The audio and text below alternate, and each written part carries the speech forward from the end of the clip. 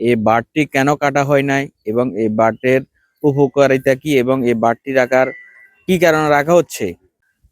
আসসালামু আলাইকুম। আমরা চলে আসছি আলোচিত সেই সমালোচিত রিক্সাওয়ালার বেড়িবাঁধের এখানে।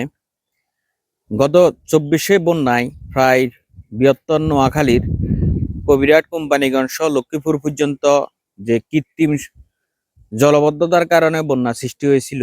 আপনারা জানেন যে চট্টগ্রামে বাঁশখালী সহ চট্টগ্রাম যেন বন্যার ভয়াবহ আমরা দেখতে পাচ্ছি বিভিন্ন ভিডিওর মাধ্যমে। ঠিক একই পথে আমরা সেই কৃত্রিম জলবদ্ধতার কারণে আমরা কোম্পানিগঞ্জ এবং কবিরাট নোয়াখালীর অন্যান্য অঞ্চল সহ আমরা একই পথে যাচ্ছি কিনা এখনো পর্যন্ত সেই রিক্সাওয়ালার সেই সমালোচিত বাড়তি এখনো পর্যন্ত কাটা হয় নাই।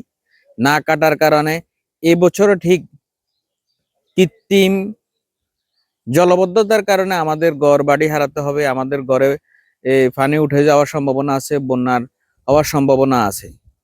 পানি উন্নয়নের বোর্ড কেন এখনো পর্যন্ত সে বাড়তি এখনো পর্যন্ত কেটে দেওয়া হয় নাই, যা আমরা অবগত নই।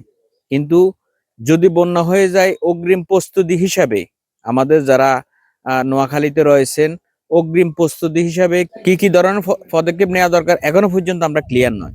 গত বছর বন্যার কারণে বিশেষ করে কবিরাট এবং কোম্পানিগঞ্জের দক্ষিণ অঞ্চলে এখানে বেশিরভাগই মৎস্য উৎপাদন করা হয়। গত বছর বন্যার কারণে এখানে কোটি কোটি টাকার মৎস্য সেক্টরে মৎস্য খাতে কিন্তু কোটি কোটি টাকার ক্ষতিগ্রস্ত হয়েছে এখানে যারা মৎস্য উৎপাদন করে তারা। তাই প্রশাসন এবার পানি উন্নয়ন বোর্ডের সাথে জড়িত আছেন, তাদের প্রতি অনুরোধ থাকবে এই বাঁধটি কেন কাটা হয় নাই এবং এই বাঁধের উপকারিতা কি এবং এই বাঁধটি রাখার কি কারণে রাখা হচ্ছে। যদি এই বাঁধটি রাখা হয় এবছরও কিন্তু আমরা কৃত্রিম বন্যার মুখোমুখি হতে হবে এই নোয়াখালীবাসী।